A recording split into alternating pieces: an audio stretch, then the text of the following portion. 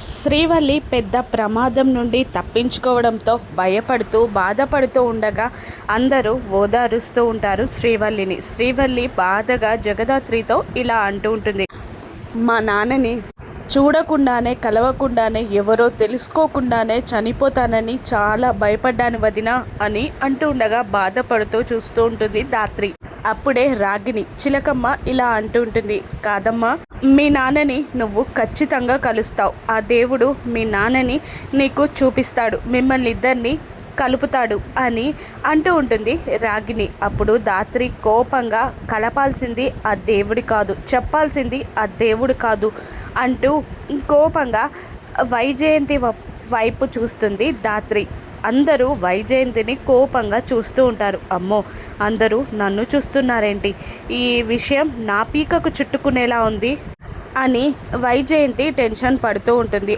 ఆ గొడవ చిలికి చిలికి పెద్దగా అవుతూ ఉంటుంది. అప్పుడు కేదార్ కూడా శ్రీవల్లి వైపు సపోర్ట్గా మాట్లాడుతూ ఉండగా యువరాజ్ కేదార్ ముందుకు వచ్చి, మా అమ్మ ఎవరి గురించి చెప్పాల్సిన అవసరం లేదు, ఈ ఇంటి వారసుడిగా నేను తేల్చి చెప్తున్నాను పదమ్మా అంటూ వైజయంతి చెయ్యి పట్టుకొని లోపలికి తీసుకెళ్తూ ఉండగా ఒక్కసారిగా వైజయంతి వెళ్ళి వైజయంతి కాళ్ళపై పడిపోతుంది శ్రీవల్లి.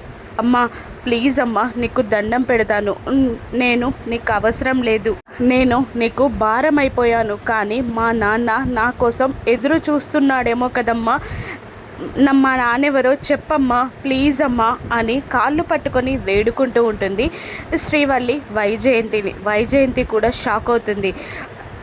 నిషి యువరాజ్ కూడా షాక్ అవ్వగా ధాత్రి కేదార్ రాగిని కౌశికి అందరూ పాపం అన్నట్టు చూస్తూ ఉంటారు. ఇక సుధాకర్ తట్టుకోలేకపోతాడు.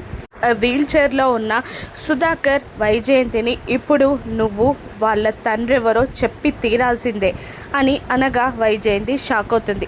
సుధాకర్ ఏమాత్రం తగ్గకుండా వైజయంతి చేతిని తన తలపై పెట్టుకొని, ఇప్పుడు శ్రీవల్లి తండ్రి ఎవరో చెప్పకపోతే నేను చచ్చినంత ఒట్టే అని ఒట్టు వేసుకుంటాడు సుధాకర్. దాంతో వైజయంతి షాక్ అయి సుధాకర్ని అలా చూస్తూ ఉండిపోతుంది.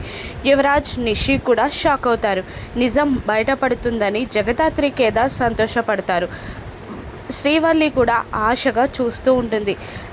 సుధాకరే శ్రీవల్లి కన్న తండ్రి అని, సుహాసిని సుధాకర్ల కూతురు శ్రీవల్లి అని వైజయంతి నిజం బయట పెడుతుందా? రాను ఎపిసోడ్స్లో చూద్దాం. Thank you for watching.